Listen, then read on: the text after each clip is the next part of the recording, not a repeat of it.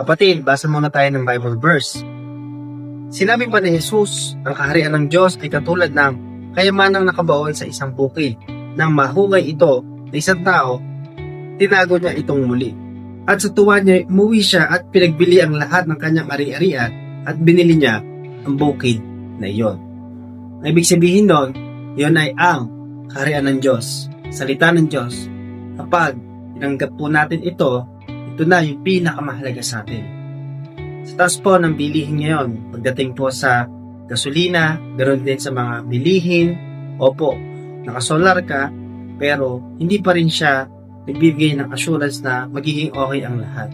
At makakapagbigay lang po ng security natin pagdating po sa ating soul ay ang Panginoong Jesucristo.